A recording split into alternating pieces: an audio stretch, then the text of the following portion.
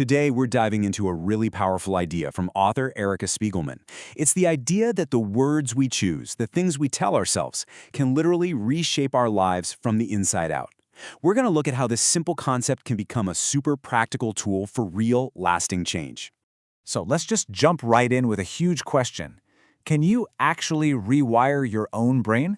Well, according to modern neuroscience and the whole idea behind this guide, the answer is a big, loud yes. Our brains aren't set in stone, not at all. They're always adapting, and believe it or not, we have a lot more say in that process than we think.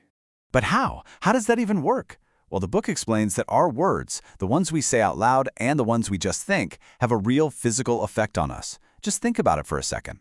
A harsh word from someone can make your heart pound, right? And a calm, comforting word can literally slow your breathing down. This isn't just some nice idea, it's actual physiology. And that brings us to our first key concept. Words have power. Let's dig into the mechanics a little bit. Why our words carry so much weight, especially when we're trying to change our thoughts and our habits. Okay, so the science behind all this comes down to something called a neural pathway.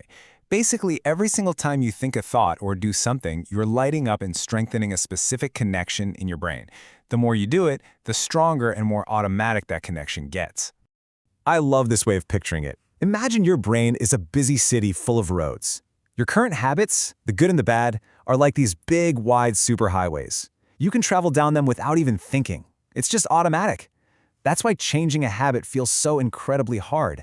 You're essentially trying to ignore that superhighway and build a tiny new dirt path, one little piece at a time. So, okay, if we know we can build these new roads in our brain, how do we actually do it? What's the game plan? Well, that brings us to the practical guide we're looking at today, which is pretty much designed to be the toolbox for that exact job. And here it is. This is our source material. 101 Affirmations for Addiction and Recovery by Erica Spiegelman.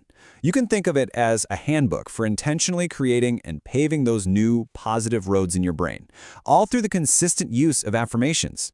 Now, this book isn't just a random list of feel-good sayings. Not at all. It's set up to be a complete toolkit that addresses all the key areas of life that are so important for building a strong foundation for recovery and just, well-being. The affirmations really cover a huge range of topics. Everything from the absolute basics of self-care and setting healthy boundaries to things like building gratitude and developing new coping skills. Each part gives you targeted statements to help you build strength in that specific area of your life. Here's a perfect example of what you'll find inside. I have the power to change my story. Now, this isn't just wishful thinking, right? It's a declaration. It's you telling your brain over and over that you are the author of your life, not just some character getting pushed around by the plot.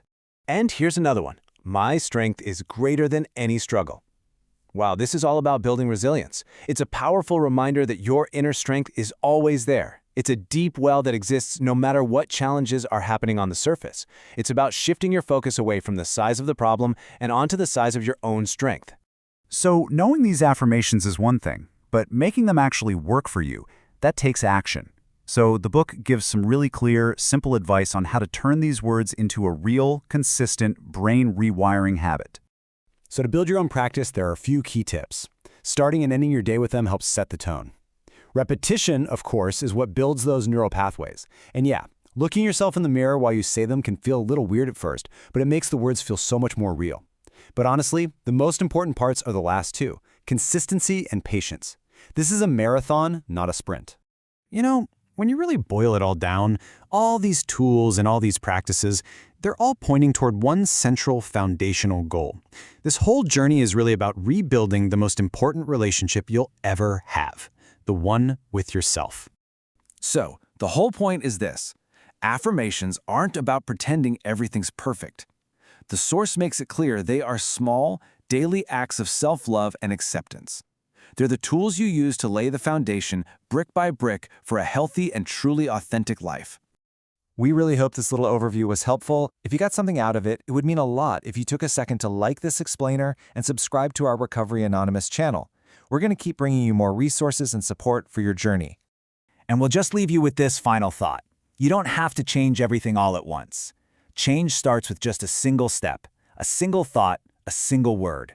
So What one affirmation will you choose to start with today?